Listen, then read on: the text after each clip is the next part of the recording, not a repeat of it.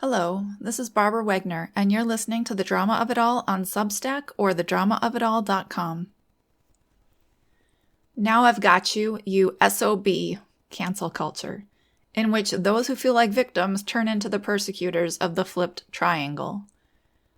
By now, you're probably tired of all of the articles about whether or not the quote-unquote right should get people fired and otherwise engage in cancel culture activities. I have been wanting to write on this for days, but due to my full-time job and how long it has taken to put together my thoughts, it's coming out much later than I wanted. This won't be an article attempting to get more views because the topic is hot these days.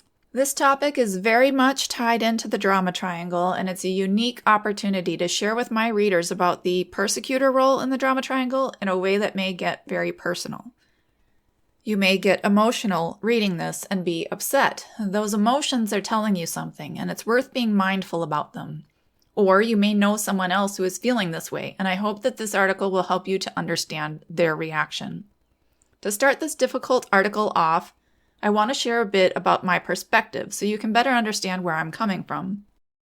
Clarifying my thoughts. First, I have thought about this for the past couple of days, watched and read other people's thoughts on this topic, in an attempt to gather information from plenty of different perspectives. I have just been listening and taking it all in, and there is a lot to take in here. My purpose in writing is to better clarify my thoughts. I'm writing more for myself than anyone else. I do think it is a nuanced topic, and I may change my mind on things slightly as I write or after it's written and shared. I am happy to hear other people's thoughts in the comments and to discuss them.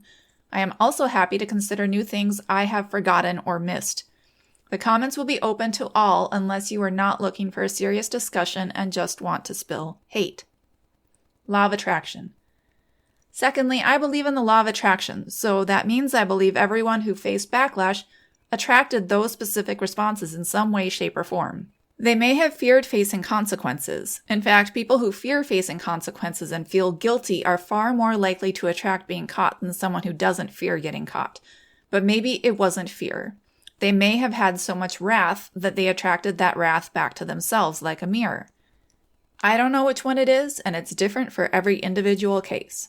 Because of this, I do think that everyone who faced consequences for their actions did so because they were not taking personal responsibility to deal with their mindset and extreme emotions.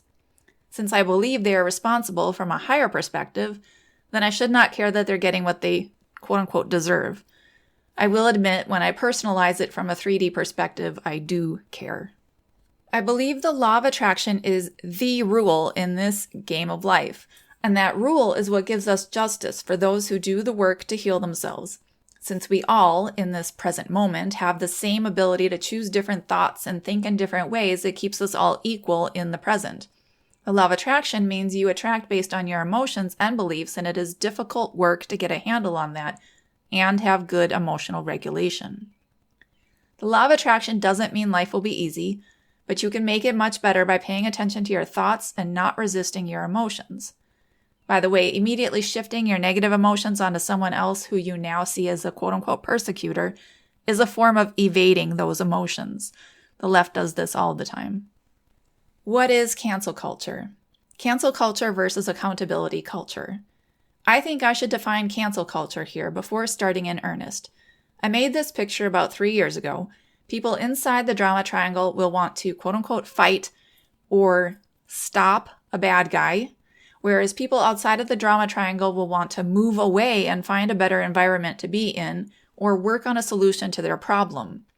Cancel culture is a culture in which people believe they should stop people when they run into an issue with them. You can quote-unquote stop someone by getting them fired, deplatformed, or harassing them into submission or suicide. And there may be many people reading this article who say, yes, I want to stop them. What's wrong with that? I'll get into that later in this article. Please see my article to actually view the picture, and you can also check out links. So a lot of the times I'm reading something, it's a hyperlink, and you can go read more information. So please actually check out the article for more on that. But I will read this picture for you. On the left, I have cancel culture versus accountability for past actions on the right. And on the left, it says you might be an authoritarian when you don't believe someone should think or act the way they do. You want to stop them. Or on the right, you've got you might be a libertarian. When you don't believe someone should think or act the way they do, you want to walk away from them. So on the left, it's don't let live. And on the right, it's live and let live. On the left, you've got getting someone fired, strong-arming a person, removing somebody from social media so they don't have a platform, gossiping, harassing, and bullying people. And on the right, you've got boycotting, walking away, blocking people on social media, or again, walking away. You do not have to interact with a person. You can just walk away and do something else that you think would be better for yourself. Moving on here. My emotional look at the backlash. The first I heard of someone getting fired because of a social media post wishing Trump would have died was when I was writing my reaction to the attempted assassination article. So there's a tweet here from Bill Malugan. Again, I don't know how to pronounce his name. And it's got Jacqueline Marsaz, I don't condone violence, but please get you some shooting lessons so you don't miss next time. Oops, that wasn't me talking. Well, she was no longer employed any longer. And I was glad. Anyone wishing for the death of a person because of a difference of political views doesn't belong in politics. Basically, anyone with TDS shows how biased and ruthless they are, and that means they don't believe in our justice system. If you can't agree with the foundations of our political system, then you shouldn't be there, since you may very well be trying to break it apart from the inside out. Next, I heard about a woman in South Dakota who was a behavioral facilitator at a school in Sioux Falls. Once again, I was glad. This job had a moral code, and she said she would follow it, but due to her derangement, she failed and was terminated from the position. Her actions showed that she may not be mentally well enough to handle working with children, at least not in a public school setting. You wouldn't want someone who wishes death to their perceived enemies to be teaching your children about how to behave in a social setting. She was derelict in her duties. I believe doctors and nurses wishing death on others is also a red flag, that they should not be in that position because of the Hippocratic Oath and the potential of being derelict in their duties. Michael Allen gave out medical advice to help future assassins. I heard about this on Timcast at a later time. And there is the tweet where Libs of TikTok was sharing this Michael Allen one, and Jack the Rooster was quoting this whole thing, saying this is the kind of people you should be after, a doctor advising people on how to assassinate a president, not working-class grandmas who have been brainwashed. Leave the ignorant, indoctrinated masses alone. They have ignorant opinions, but they have no influence at Libs of TikTok. What you do is important to exposing truth, but I urge you to be wiser and discriminate in your targeting, lest it backfires on us. There are links to that tweet. Thirdly, I heard about a woman in Home Depot being harassed by someone who found out about her post online. I'm guessing it was Libs of TikTok who posted the original post that the man saw, but I do not know for sure. Libs of TikTok seemingly gloated about the woman being fired, and you can see the tweet in my article. This one went too far for me personally, because this woman, who may be just as mentally unwell as the teacher and political staffer, is not in a position to misuse her job to hurt society in any way. As Holly Mathnerd wrote, quote, I've spent the last few days reading justifications of what has happened to the Home Depot lady, who had lost her job before any of us even knew she existed. She was an old woman who probably made minimum wage, who worked on her feet and whose only power over anyone was to perhaps send them to aisle 4 instead of aisle 15 for a can of wasp spray, end quote. If she performs her job well, she should be employed. Her horrible beliefs, if they haven't impacted her job so far, shouldn't get her fired. I believe in a meritocracy. People should be able to keep a job so long as they keep their political opinions out of it. You should be able to have different beliefs so long as they don't affect your work. And of course, I personalize this. I see how this could affect me. If we move into a society where both sides are attempting to get people fired for their thoughts and feelings on things, then I'm liable to get fired, even if I keep my personal opinions out of the workplace. Note, I understand that I currently live in a reality where I could be fired for my beliefs, but when the right was not getting people fired for wrongthink, then that practice looked abnormal and something that could go away one day. Now the right is attempting to normalize it as something that sane people do. I live with a motto based on the golden rule. Do unto others as you would have done unto you. I want people to not worry about being fired for opinions that don't affect their work. Who would have thought the right would be for thought crimes? My personal desire is to have the ability to not bring my opinions to a workplace, do a good job, and not have to worry about being fired for what happens outside of work. Another motto of mine is to be the change in the world you desire. Getting people fired for wrongthink is not what I desire to see more of in this world, and engaging in it will perpetuate the practice. The political right, by engaging in this, is normalizing cancel culture, and as Mel says in her video on this topic, it's showing the left that the right is just as bad as they, the left, think they, the right, are. Here is a small clip of her longer video. I suggest playing the video at 2 times or your preferred speed. How every time one of these events happens, you have people on one side of the political spectrum calling out the other side for X, Y, and or Z.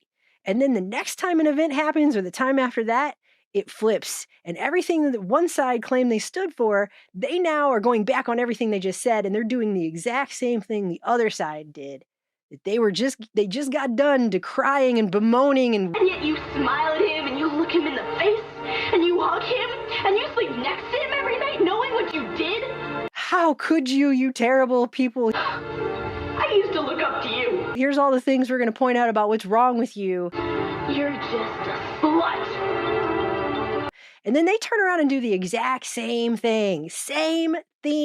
And then they justify it somehow in their mind. Like a cognitive dissonance. They just say, it's okay if I do it now because you did it then, which is not logical. It's not okay. It's not 2 wrongs make a right. We all know that's a failure. Okay? We all know that doesn't work. And the thing that I'm seeing now is there are a bunch of people on the left who have gone onto social media and for whatever reason, they've decided to post that they are sad that the guy missed, which is a terrible thing to say. It's a morally bankrupt, nasty thing to say. I don't know when we got to the point where people are wishing death on politicians they don't agree with.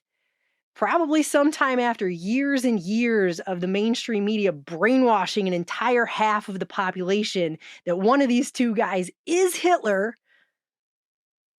that he's going to take away all of their rights and act like a dictator, and you've got freaking left-leaning stars coming out talking about they're going to lock people in cages and stuff, and they're believing what they've been told.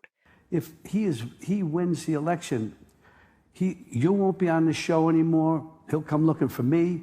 There'll be things that happen that none of us can imagine.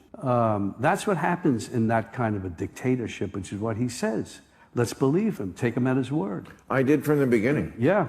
These are brainwashing victims, okay? That's what that is. When you believe every crazy thing that your brand of the mainstream media tells you without any question at all, you've been brainwashed. That is what that is. Those people deserve pity, okay? But what's happening instead now is these people are taking to social media and they're making these comments, which are nasty comments, but they aren't technically calls for violence if you actually think about it. They are nasty comments, however. Agreed that they're nasty comments. We shouldn't be wishing death on anyone. That's obviously a horrible thing to do. However, now you have the right, these major conservative accounts on the right, using their platforms to hunt them down, to get a digital mob going, digital torches and pitchforks, and come after these people who have made these comments. So for years, some of these same accounts that are doing this now, some of these same conservative accounts that are doing this now, for years have been talking about free speech, and we have to protect speech online, even speech you don't agree with, and the left doesn't understand that, and the left has cancel culture. Their cancel culture is so terrible. It's such a horrible plague that we're going to now do that on the right, and we're going to cement everything the left just built up with their terrible behavior. We're now going to do it too, and then we're going to normalize cancel culture. We're going to normalize this stuff. Why? Well, they're saying something about your guy, and it's really horrible. Like, none of y'all were saying that about Biden. Just by the way, people were, okay? I've seen it with my own eyes. People were saying the same things about Biden. The same kind of talking points about how he was going to pass away soon and all kinds of stuff. It's the same basic talking point, Okay. Maybe they could argue, well, but we meant naturally. Okay, whatever. All right. You were relishing and celebrating the idea of Biden not being alive anymore. It is the same concept. And now they're turning around and hunting down, minimum wage workers who work at Home Depot, who are not actually calling technically for violence, but are just spouting off some, shitty opinion that they have about a politician they hate. Okay. And now they're getting them fired. So you are literally behaving in the exact same way.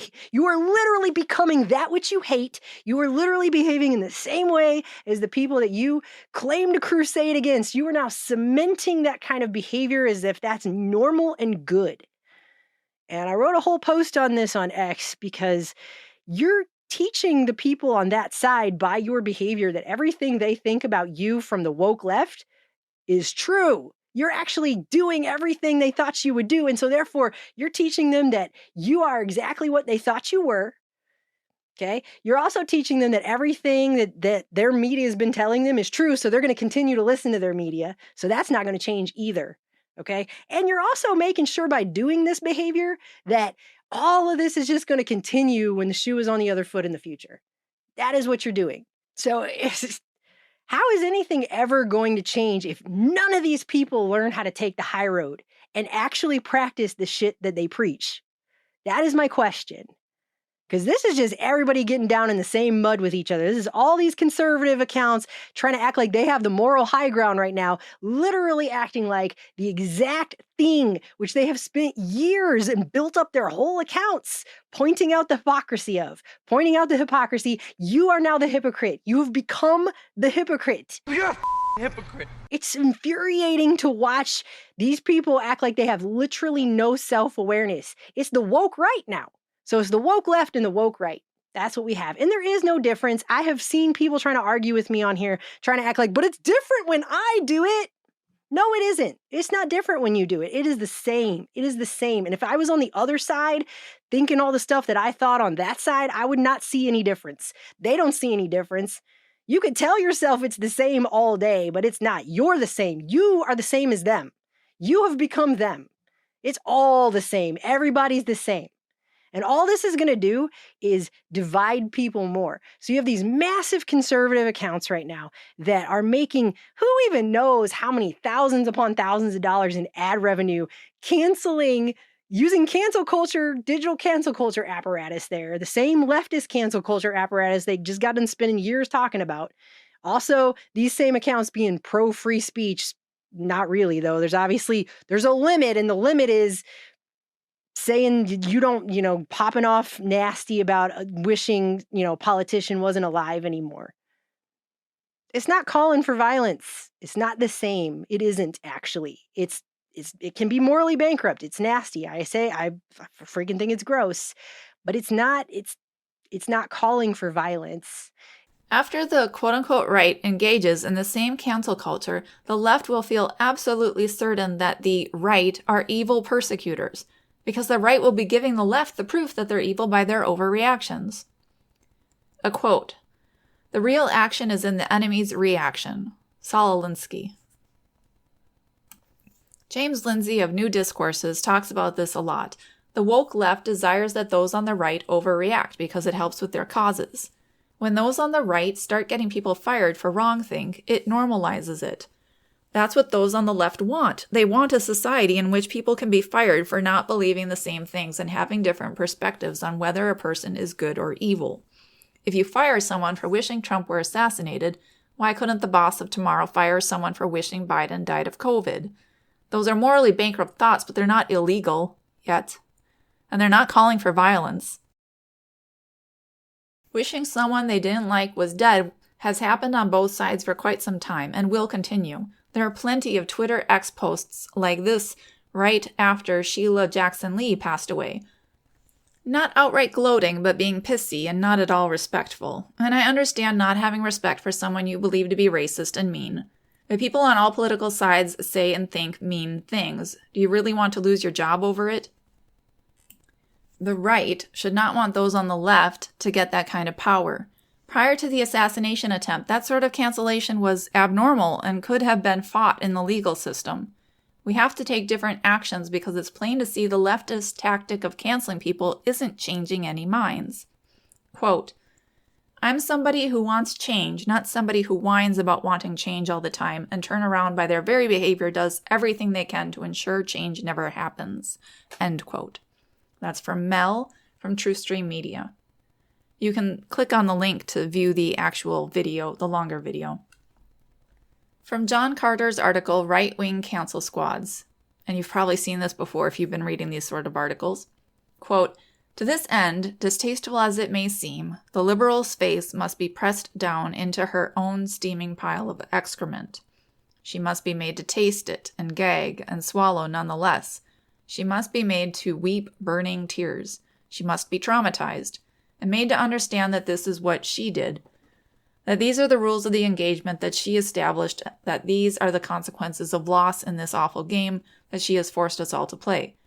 She needs to beg for the game to end, for the rules to change. End quote. People like John believe that tit for tat is how to get the rules to change. It's not. That's a limiting belief. How do you know that hitting the other side back just as hard will change them? Can you think of an example in history where this is true? Could there be other ways to enact change? Because the BLM rioters were feeling like victims, they fought back by rioting. Did it stop anything? Do they suddenly feel like they're free to be equal today? Did they win?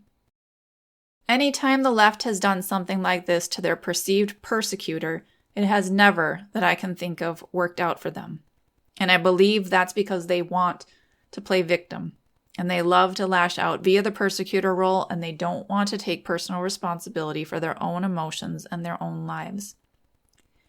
The cycle will never end from inside the drama triangle. And flipping back and forth between the two roles of victim and persecutor will never get you out of the drama triangle cycle. It just goes on and on and on and keeps things staying relatively the same, regardless if there's a different group in the authoritarian role. This short music video demonstrates that endless story. I hope that you watched the video. I watched it when I was creating this article, and I actually cried. I've never cried while watching this video before, but because of what I'm talking about here, the idea that we can just keep on going with this cycle and repeat, it's emotional for me. This was a difficult article to write. All right, I'm going to go on, but please watch the video. The only way out is to see the world from outside of this drama triangle perspective. James Lindsay shared my old article, posted on Holly's page, there's a link in there, and called it the Wizard Circle. Seeing things only through the drama triangle perspective, or Wizard Circle, keeps you from seeing them from the outside, from a higher perspective or vantage point. Seeing things while stuck in the drama triangle is like trying to escape a cornfield maze while being stuck inside of it from the 3D perspective. But being outside of the drama triangle is looking at a drone view or map of the maze. You can see much more easily how to navigate things with that higher perspective. People stuck in fear and wrath are not thinking with the full capacity of their brains. I don't want to sound disrespectful. I've been there as well. But it's a scientific fact that your brain cannot think as clearly from that emotional state. You'll have all sorts of limiting beliefs and not be able to see the big picture if you're in a state of fear or wrath. I have included a spiral graphic here where the spiral is like, imagine a tornado if you're trying to envision this. There's a tiny little point at the bottom. That's where your negative emotions are, and your brain just becomes narrowed and closed and very specific. And when it gets larger up at the top, these are your positive emotions like elation, excitement, hope, and your brain just broadens and it just becomes open and unspecific, and you can think of more clear examples of things. Victims feel fear. Persecutors feel wrathful. These two states of being are not thinking clearly and aren't open to ideas from other perspectives. So if you envision the tornado graphic, the spiral, it's at the bottom. When you're in those negative emotions, really negative emotions, you're at the bottom and you can't think nearly as clear as you could in a higher emotional state. The drama triangle roles. Just a recap about the drama triangle before going further. Outside of the drama triangle, people take personal responsibility and expect others to do so as well. Inside the drama triangle, people will play one of 3 roles and then shift between the others when they feel like it, which can be every few seconds. Some people, such as social justice warriors, like to mostly play the savior role to feel better about themselves. Others, such as BLM, like to mostly play the victim role to get sympathy and money. I've written many articles on playing savior and victim, but most people don't like to play persecutor, so I haven't written about it as much. From How to Break Free of the Drama Triangle and Victim Consciousness by Barry and Janae Weinhold, PhDs. Quote, the persecutor is the bad guy role in the drama triangle. Most people avoid it unless they have a need to vent, quote-unquote justified, negative feelings such as anger or rage. In these instances, they must identify some excuse to feel justified or right, so that they can express their negative feelings. Once they have a good reason for making someone bad, they can dump their repressed feelings. This is one of the persecutor payoffs. Righteous indignation. The most common form of persecutor behavior puts others down by using guilt and shame. Here's a summary of the persecutor role. Sets unnecessarily restrictive rules and limits, blames others for whatever happens, criticizes all actions of others, keeps the victim oppressed, expresses justified and righteous anger, uses guilt and shame to put another person down, provokes conflict and drama, takes a rigid authoritative stance, acts and sounds like a critical parent, comes from an I'm okay good, you're not okay bad position. The payoff. They get to be right, and therefore justified in releasing pent-up emotions. The persecutor role allows a player to remain in control and dominate others. When someone rejects the heavy-handed behavior and expresses justified anger in return, this catapults them into the victim and victim consciousness. End quote. Those on the left, such as the BLM members, often feel as if they are quote-unquote victims in this world or society. They see someone else or a system, example, systemic racism, as a quote-unquote persecutor, keeping them down in this victim role. When society changed enough that they believed it was now okay to vent their frustration, the riots started. Did they damage the system that was keeping them down? Usually they damaged stores in their own local environments, making it more difficult for each other to buy supplies and food and making their own neighborhoods increasingly unsafe. They did not actually go after the people who they thought were keeping them down. They went after those who had no real power or any say. BLM did not go after the people they thought had responsibility, the system. They went after the weak points, neighbors, to vent their frustration with their perceived powerlessness. The quote-unquote right going after the now ex-Home Depot woman are doing the same thing.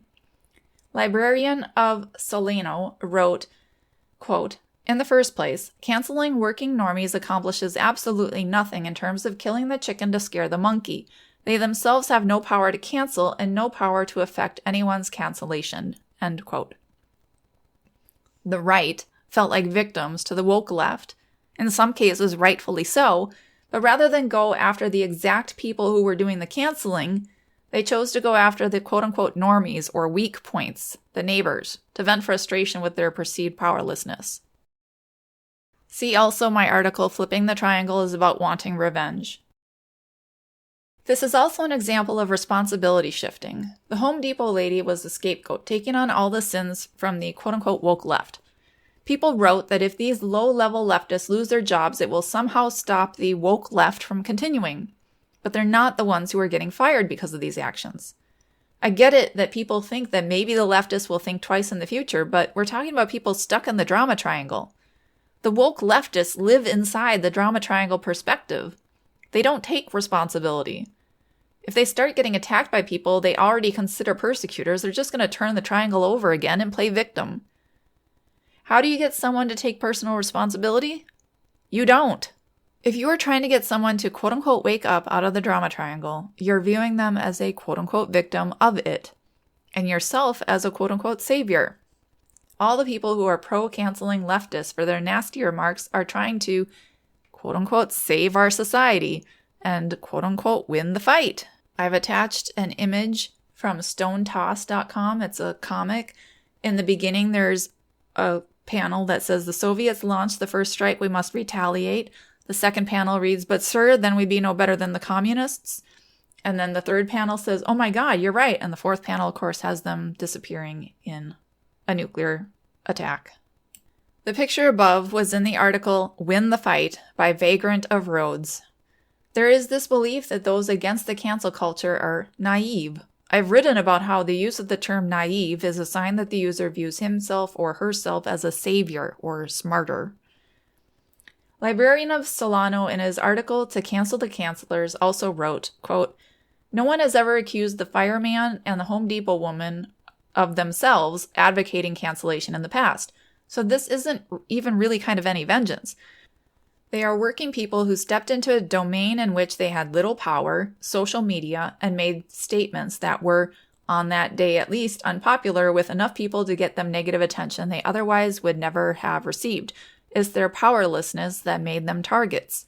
Now their children will go hungry because they said something dumb on X. And getting a woman terminated from Home Depot for her opinions is like getting mad at the New York Times and punching the paper boy. End quotes.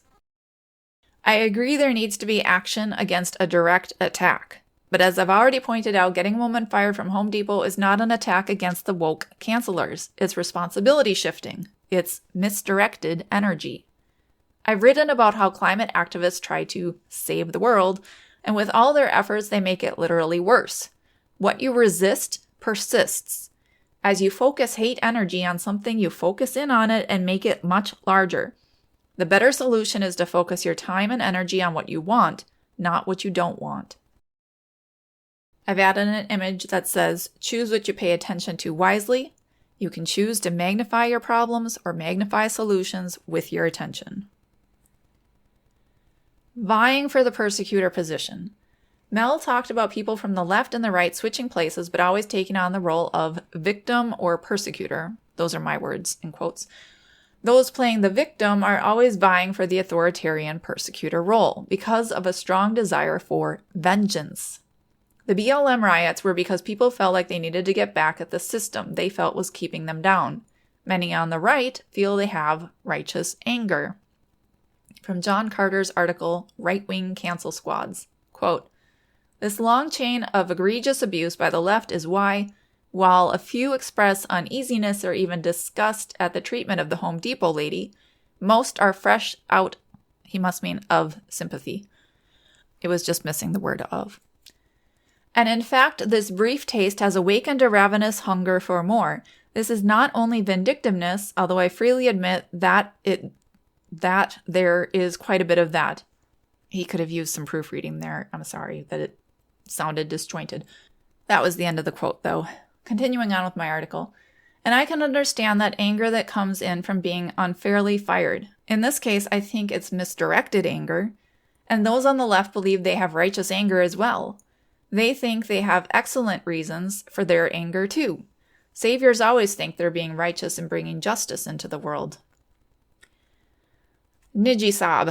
Now I've got you, you son of a bitch. In Games People Play, Eric Bernay, MD, writes about the transactional games that humans play with each other, one of which is, Now I've got you, you son of a bitch. Here is a bit from that page explaining the game. Quote, White needed some plumbing fixtures installed, and he reviewed the cost very carefully with the plumber before giving him a go-ahead. The price was set, and it was agreed that there would be no extras. When the plumber submitted the bill, he included a few dollars extra for an unexpected valve that had to be installed, about $4 on a $400 job. White became infuriated, called the plumber on the phone, and demanded an explanation. The plumber would not back down. White wrote him a long letter criticizing his integrity and ethics and refused to pay the bill until the extra charge was withdrawn. The plumber finally gave in. It soon became obvious that both White and the plumber were playing games. In the course of their negotiations, they had recognized each other's potentials. The plumber made his provocative move when he submitted his bill. Since White had the plumber's word, the plumber was clearly in the wrong. White now felt justified in venting almost unlimited rage against him. Instead of merely negotiating in a dignified way that befitted the adult standards he set for himself, perhaps with a little innocent annoyance, White took the opportunity to make extensive criticism of the plumber's whole way of living. White was exploiting his trivial but socially defensible position to vent the pent-up furies of many years of his cozening opponent, just as his mother might have done in a similar situation. He quickly recognized his underlying attitude, "Now I've got you, you son of a bitch," and realized how secretly delighted he had been at the plumber's provocation. He then recalled that ever since early childhood, he had looked for similar injustices, received them with delight, and exploited them with the same vigor.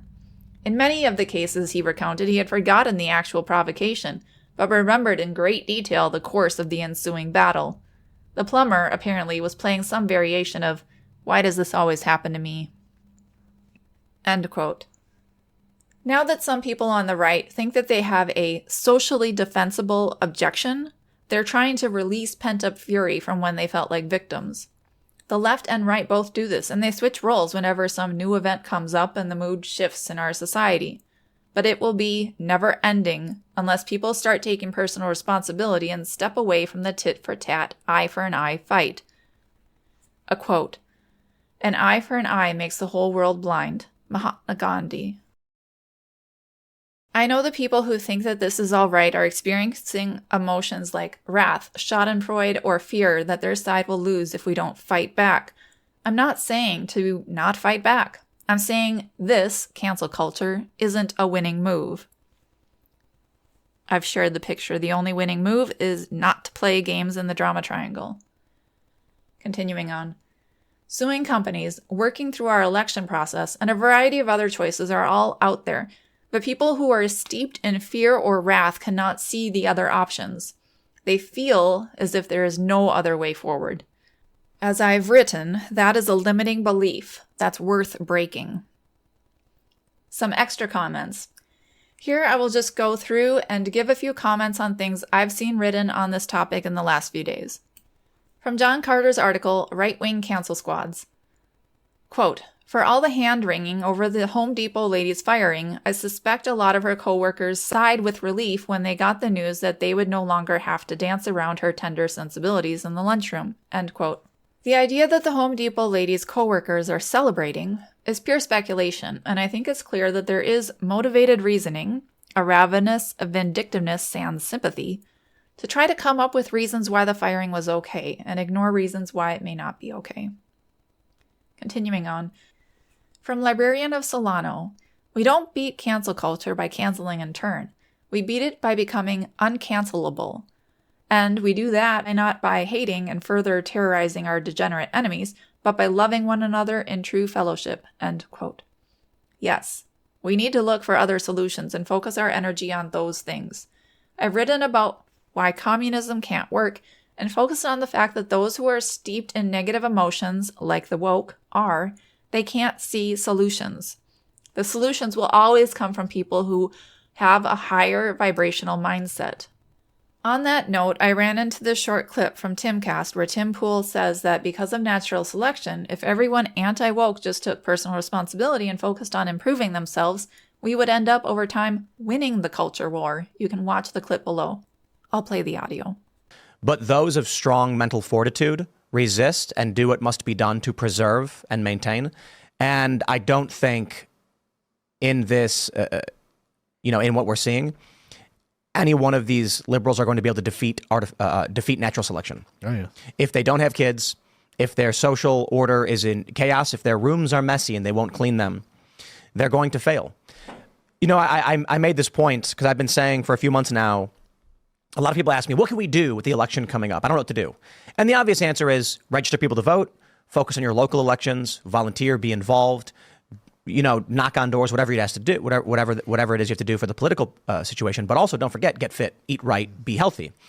If every single person in the United States who was opposed to the woke machine or whatever got fit and did nothing else, the natural consequence will be a tendency towards substantial success. A group of people that live longer, are healthier, can think quicker, move faster, they're less likely to die, they're more likely to solve problems and succeed and take over society than those who are fat, lazy, and do nothing. If you focus on diet and exercising, it can also help to relieve past trauma. It's good for PTSD, and overall, one side would be more put together emotionally, mentally, and physically, and would inevitably overpower the other side naturally. The ideas of the right would start to rule without forcing it. From Morg Thorak, The Undead's Journal, Friday, July 19, 2024, quote, "What I have gleaned from it is that the right is full of retards who still don't understand political warfare. I've been writing about the woke communists for a long time, so all of this is basic information for me, but here it is again for the retards. The woke communists do not care about being nice, nor do they care about being moral or above it all, or any of the other bullshit being spewed by the gaslighting morons on the right. They care only about winning and subjecting you to their evil ideology. Toward that end, they will say and do anything. Ergo, it falls to anyone with common sense to turn their tactics against them. This is to punish them hard as possible, and to teach them to stop the cancel culture bullshit. There is no other way to reach these people." End quote. Calling people retards is the same as calling them naive. It's a sign that the user views himself or herself as a savior or smarter. Just because you can't think of this from another perspective and see a different solution doesn't mean you're a retard. On that note, I mentioned the quote by Nietzsche concerning becoming a monster. I'm not someone who will dehumanize anyone and call another person a quote-unquote monster. I don't use terms like retard, etc. Quote, "Beware that when fighting monsters, you yourself do not become a monster, for when you gaze long into the abyss gazes also into you." End quote. It's just a good quote that means when you focus in on something you hate, it gets larger, and you can become addicted to it, and it can be difficult to pull yourself away from it. Choose what you focus on wisely. I've added a picture of a comment on notes. This is from Coco McShevitz. Quote, "The issue is that if only one side takes the high road, the other side never has any incentive to stop with cancellation. Civility can only be restored if both sides agree to norms of civility, unlikely at this point, or if both sides feel they have to self-censor controversial public opinions, resulting in blander but more civil public discourse. Sadly, it seems we will likely end up in scenario 2 rather than scenario 1. But even scenario 2 is better than the present scenario, where one side routinely gets canceled for largely innocuous statements, but the other side can be as offensive as it wishes without consequence." End quote. Before people started terrorizing Home Depot workers and the like, Tenacious D's concerts were getting canceled, allegedly because their insurance wouldn't cover them any longer in case someone came in and retaliated for the Trump birthday wish joke. There was already a shift happening. We don't need to force it. Forcing it won't work anyway. Here's another quote by Beau Flies. "Home Depot grandma made shit decisions way before she posted some dumb shit on Facebook. Now y'all got the feels for these people that admittedly want to nail your grandparents to a cross a week ago if they supported Trump? You have no idea how to fight tyranny then. You think this country won its freedom by being nice? I can understand having some sympathy for people, but not while you're in the middle of a fight to the death. Fuck no. That's exactly how you lose. Your enemy won't stop. Reflect on that." There's a picture of Kathy Griffin with the fake Trump head. Back to my own words. Did the Home Depot woman want to nail your grandparents to a cross? Why is there a picture of Kathy Griffin with a fake Trump head? The Home Depot woman is not Kathy Griffin. This is just responsibility shifting and making up fake examples. It's trying to make a logical argument, but since it uses logical fallacies, it turns into a farce. My final thoughts. A solution exists. There is a solution out there, but from inside of the drama triangle being led by difficult-to-deal-with feelings, you won't see it. You have to ask questions to get free from that limited perspective, to see how there is another way out of this. We need to stay strong in our values in difficulties. If you say you believe in free speech, you have to stand for it when people say things you hate. Otherwise, you don't believe in free speech at all. Do you want to be free to think in ways that contradict other people's beliefs and not be fired for it? You have to stand for the people with whom you disagree on their right to not be fired, or we will never get to that society. I was there once. I was stuck in a drama triangle mindset most of my life. It's been a process breaking away from that. I did so because I wanted to be free. I know what it's like to have events and other people change my emotions and keep me spiritually blinded. I know what it's like to be in bondage to those who make me angry and to what I fear. But by accepting and taking control of your emotions and thoughts, you can find a freedom you never knew existed and see things that others don't. Now, you might get called naive or a retard if you do, but at least you won't care any longer. Please check the article and use hyperlinks to find more relevant information for you. Thank you for listening.